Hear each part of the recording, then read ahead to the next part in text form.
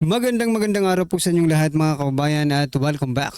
Dito po sa PNR at ito nga mga kababayan, BP Sara panalo na. Nako, impeachment di tuloy, naiyak na. Si Dilima po yan mga kababayan, alright? Yan po ang ating pag-uusapan at bibigyan ng komento ngayong araw na ito. Pero bago pong lahat, kung bago ka pa lang at di pa po nakapag-subscribe sa ating munting channel, please don't forget to subscribe at palike na rin po ng video ito. Maraming salamat po at eto na nga, simulan na po natin to. Sawa na ang bayan ko sa magnanakaw na tao.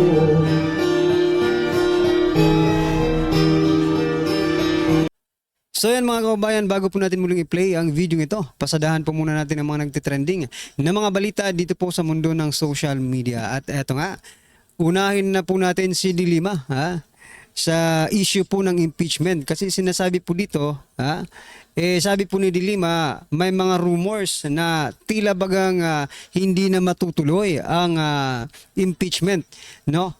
Trial ni Vice President Sara Duterte. Ito, bigyan po natin ng reaksyon itong mga sasabihin ni Dilima. Mukhang nagdadrama. Ito pakinggan po natin to at bigyan natin ng reaksyon. Ito na po. May mga bulong na hindi na raw uusad ang impeachment case laban kay Vice President Sara Duterte. Dead on arrival daw. Kulang daw sa boto. Tapos na bago pa magsimula. Maging ang Pangulo, tila nais ipakita na wala siyang kinalaman o kagustuhan dito. Pero malinaw ang tanong, susundin ba natin ang proseso o tatalikuran ito dahil sa takot o kalkulasyon? Teka lang. Sino sa ngayon, sino ba ang kayo takot? No? Napakalaking question po niyan, no? Na sinasabi ni Dilima dahil sa tinatakot. Sino ang tinatakot? Mukhang Duterte na nga yata ang pinagtatatakot ninyo eh. Pero hindi lang natatakot ang mga Duterte at lumalaban lang ng patas. Unlike sa mga ginagawa ninyo sa Duterte, it is not a fair fight, di ba? Kung baga. Tapos sasabihin nyo, kayo pa ngayon ang tinatakot. What? Where in the world na kung sino pa talaga yung inaapi, dinudungisan ang pangalan, siya pa ang nananakot ngayon? Nako, Dilima, you are talking nonsense, no? The Constitution lays out a path for accountability. It begins with the filing of the complaint, moves to the House for deliberation and action. Putulin ko lang saglit mga alam niyo po bakit ako natatawa kahit walang nakakatawa dito kay Dilima sa sinasabi niya. Kasi nai-imagine ko po mga kababayan, si Dilima 'di ba ganit napaka parang para bagang anghel na bumaba sa lupa at ganito magsalita. Napakalumanay ng kanyang pagsasalita. Pero wag po nating kakalimutan, no? Lagi po natin tatandaan kung sino nga ba si Dilima nung panahong sumasayaw pa siya sa bilibid. Kumakanta pa siya sa bilibid. No? Kasama ang mga high-profile inmate. Yung mga high-profile na drug lord mga karibin natin. At wag din po natin kalilimutan, wag tayong magpapabudol dito sa medyo maamong mukha at maamong pananalita ni Dilima at lagi po nating tatandaan na si Dilima po ay nagkaroon ng relasyon sa kanya mismong driver. Ang driver po ni Dilima ay may asawa. Maniniwala pa ba kayo dito? And proceeds to trial in the Senate. Each step exists for one reason, to uncover the truth. I've been invited to join the prosecution panel, and I said yes, not to serve any political camp, but to uphold the principles of truth, justice, and accountability. Tama na Dilima. I-stop na natin itong video na ito. Nakakairita pakinggan si Dilima. Uphold the truth. No, teka lang. Sino ba talaga ang wag na tayong magdalawang isip pa. If you have evidence against Vice President Sara Duterte, prepared whatever evidence you have, then ipakita nyo po sa taong bayan na totoo ang sinasabi nyo sa harap po ng Senado. Sana merong live coverage para ma-share na din natin, no? Although lalabas at lalabas din naman po 'yan sa mainstream media, no? Abangan na lang po natin yung impeachment trial na 'yan. So i-stop na po natin 'to kasi naiaalibadbaran ako sa pagmumukha ni Dilima, mga kababayan. Hindi ko kaya. Ha? Hindi ko kayang tingnan.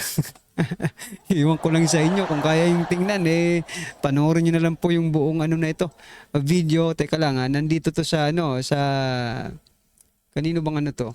Ayan, sa kanya mismo, sa kanyang Twitter, no? Nandun po yan, nakapost, mga kababayan. O yan. So ito, pasadahan din po natin ang balitang ito. Patungkol naman po ito kay Teves, mga kababayan. Sabi po dito ng attorney ni Arne Teves, legal counsel, no?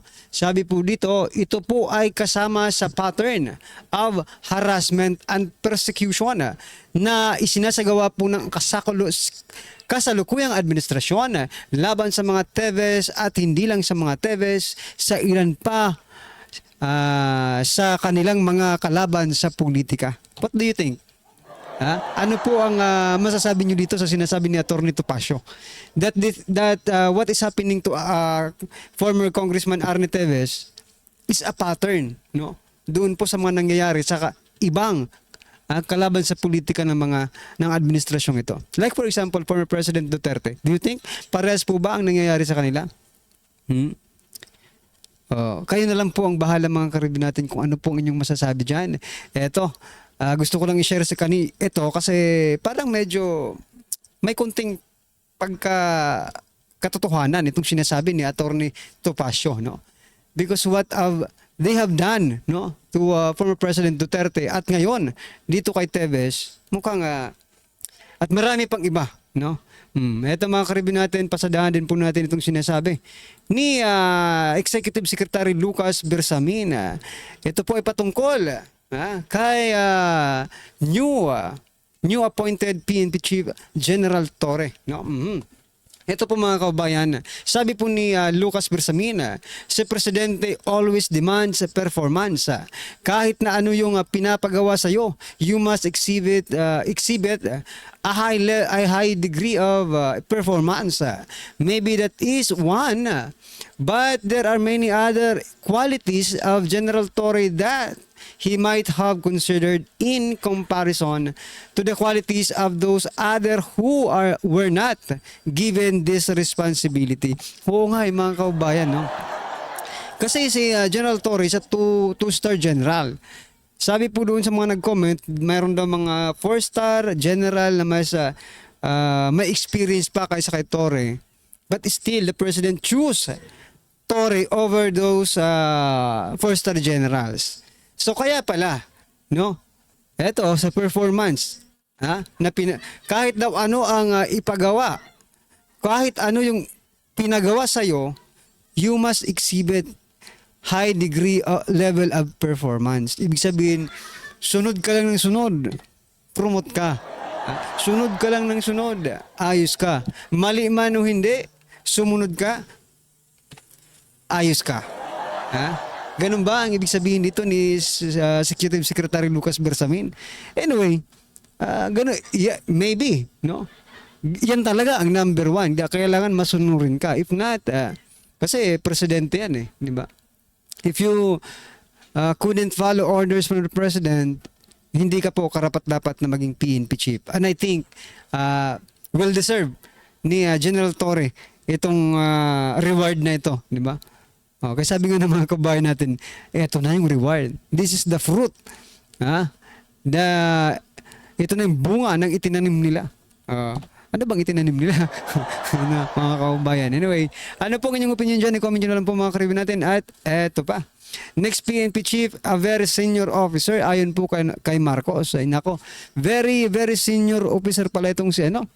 Pero may 4-star general nga, mga kabayan. How about those 4-star generals? Anyway, wala na po tayong magagawa. Just kayong mga 4-star generals, just shut up. Wala na kayong magagawa. Eto na. Appointed na po si PNP Chief General Torre, no? Siya na po ang magiging pinuno ninyo. Whether you like it or not, you have to follow orders coming from our PNP Chief General Torre. Mhm. Yan mga kabayan, ano po ang inyong opinion dyan? I-comment nyo na lang at eto pa. O ito, mukha yatang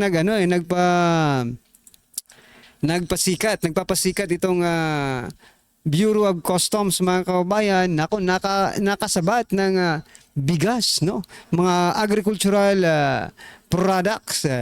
O yan mga kababayan, maybe we can use or they can use. Pwede ba yun? Ha? Itong mga nasabat na mga smuggled rice ay ilagay doon sa 20 pesos na kilo per rice program ng gobyerno. Nagtatanong lang po mga kababayan sapagkat eto, tingnan nyo to.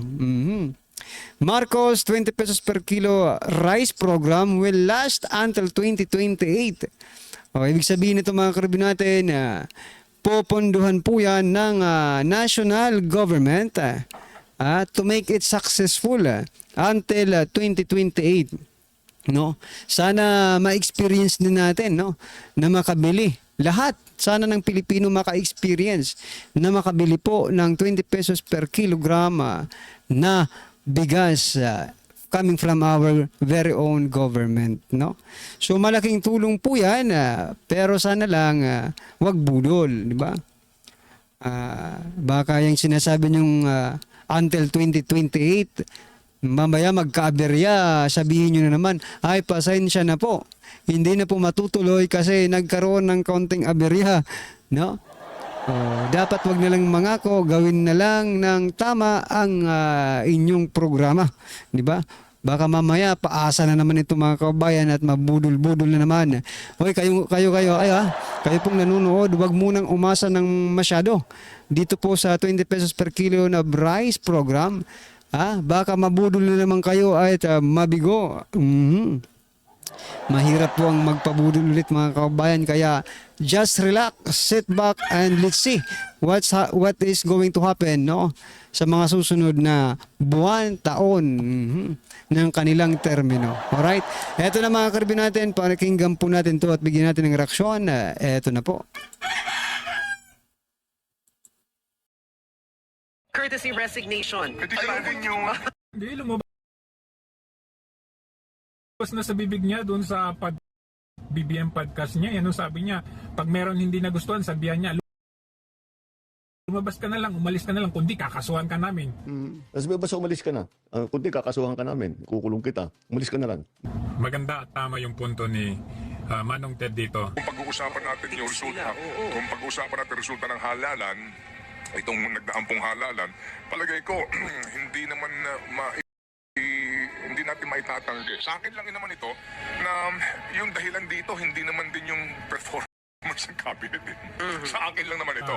Hindi ko alam kung anong pananaw mo dyan. Hindi naman sa performance ng cabinet. Yung Pangulo mismo. Ito yung mga pangyayari politika.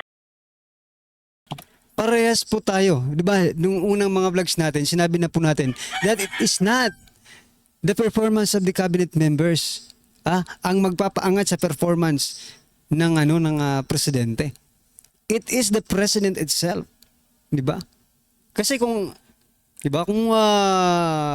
magaling ang ating presidente in terms of political will and management, di sana itong mga inayutak na mga cabinet members na ito ay hindi po magpapabaya sa kanilang mga trabaho, 'di ba?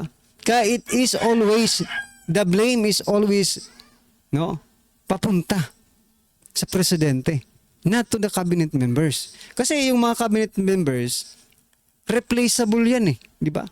You can easily replace them as long as nakikita mo ng teka lang, you are not working well, you are not performing well. So, sibakin kita.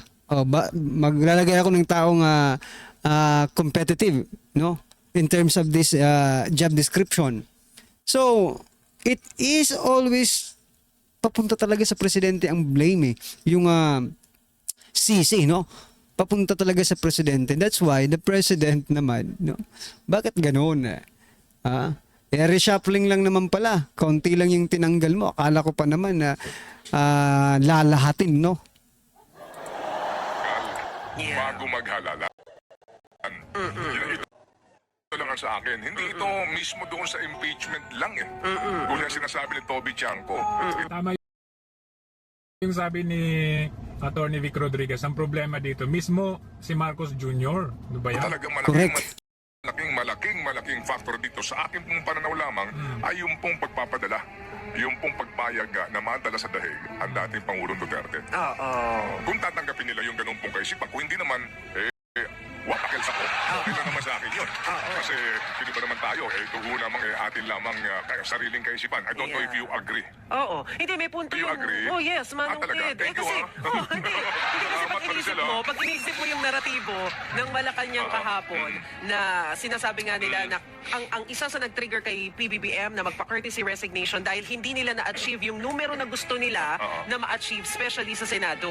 At ang sinasabi nga nila, palagay daw ni PBBM, kaya hindi yun na-achieve dahil hindi nararamdaman ng tao yung performance ng kanyang mga ahensya. Pero I agree na malaking bahagi din talaga dito yung aspetong political. Kasi na-timing naman, March 11, a few months before election at kasagsagan ng kampanya, yung leader ng oposisyon biglang pinayagan na pumunta sa the Netherlands. Ang naman, ito ho naman po kaisipan lamang. If you disagree, spin a win. Kumbaga, sabi nga ni, sino ba? Jiang Yang, direct ha? Spin a win, no? Kanya-kanya ko naman po tayo dito. Yung pong issue na yun sa pagpayag, no, na mailipad sa dahig ang dating presidente, yun naman, ang tingin ko, hugot yun doon sa lumabas na survey nung una, na pabor sila sa ginagawang investigasyon. Di ba may SWS survey o Pulse Asia? Doon sa usapin po ng accountability ng tanggapan ng Vice Presidente doon sa confidential fund. And nung mga panahong yun, if you also remember, medyo ang Vice Presidente ay tahimik doon sa issue ng mga sinasabing mga pinilabas na mga voucher. Right? Then nagkaroon ng survey. Sinasabi po na pabor sila na magpatuloy itong investigasyon na ito. Meron ganun pong survey, right? So kumbaga nakabuelo kung yung pong pakay ninyo sa usapin po ng umano'y paglalantad dito po sa mga sinasabing umano'y maling paggamit na sa confidential fund. So meron kang ganung kaisipan na at gusto ng taong bayan ito, kung ikaw din yung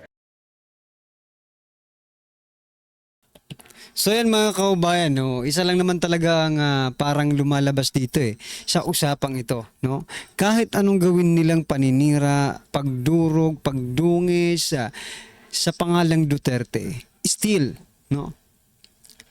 The Duterte got the trust of every Filipino, no.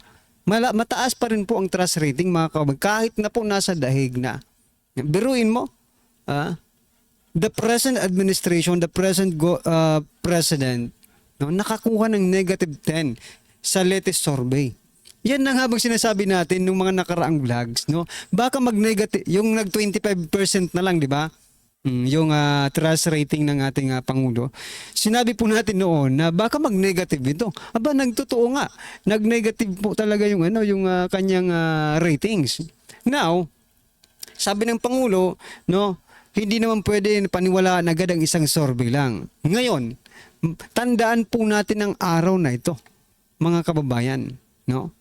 Sapagkat maybe in the long run, mag-negative na naman po ang ating Pangulo sa mga survey.